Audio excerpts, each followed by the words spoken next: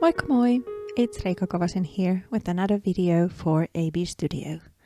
This time I'm making an art journaling spread.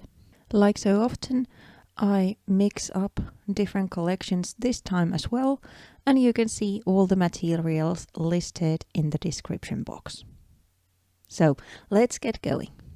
I first cut a piece fitting inside my journal from this So Much Love sheet, and I cut it in half like I so often do, as that kind of guides me where the gap is going to be, because I use spiral bound journals. I then use washi tape to tape those two pieces together again to make a kind of one single sheet, but still I have the guide to where the gap is going to be. I'm also using the tape as well as some fabric tape as the first layer to add something to the page before continuing with different mediums.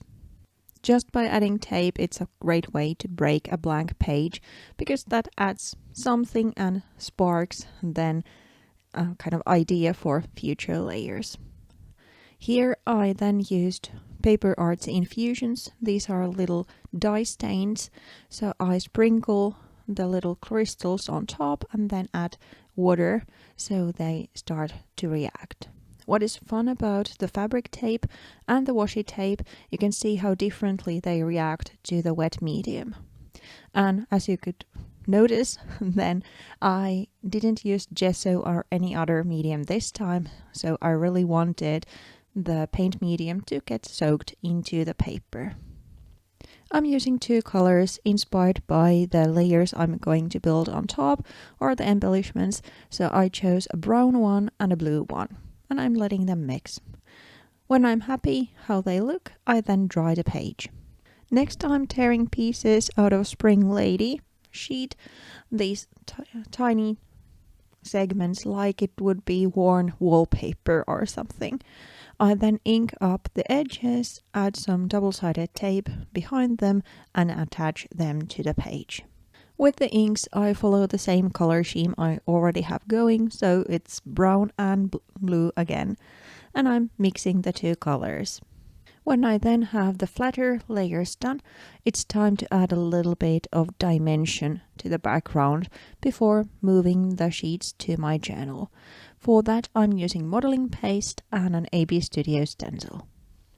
The stencil is ID 505, and it has this wonderful wallpaper kind of motif, so it goes well with the kind of interior design thing I kind of try to mimic with my choices.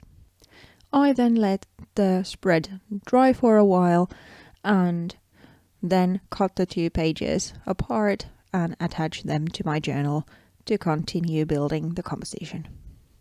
When the page is then dried, I then use double-sided tape to mount them to my journal and then start thinking about the embellishments. My main focus are these Milky Valley kind of holiday die cuts, and I picked up one window and one fireplace from those, and that's why I'm trying to mimic wallpaper or interior design as such, because they are going to opposite pages and kind of giving an idea of an interior of the house. I also cut loose one vintage person from a 6x6 pad, and I'm placing her next to the fireplace, like her hand is resting on top of the fireplace. I'm using foam tape to mount the embellishments in, but as you could see, I added some stamping before adding these focal points in there. They were just to add a little bit more texture, visual texture, to the background. Besides the vintage person, I also cut out some elements to be used kind of as clustering, layering things. So these are all from the 6x6 pad. I cut loose two numbers, 2 and 4, and then some kind of lacy looking patterns and also a little ticket, and I'm tucking them everything in to the page.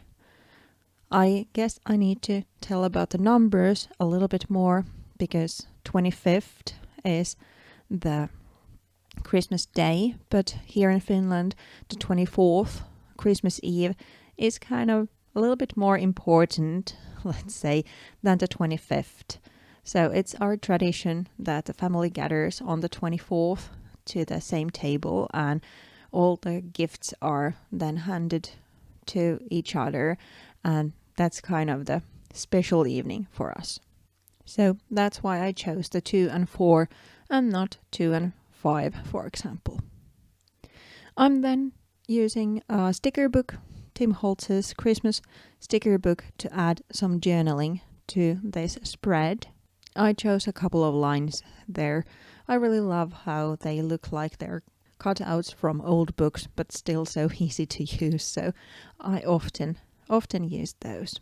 As a finishing touch, I then add some silver half pearls here and there to add a little bit of bling to the wintry page. So there you have it, a really quick and fun art journaling spread using a Christmas or holiday vibe. I hope you liked the video. If you did, please consider subscribing and hit that bell sign to be notified when a new video comes live. Thank you so much. I'll be seeing you within a month with another ABstudio video, but there's a new process video every Friday on my own channel. Thanks again. Bye!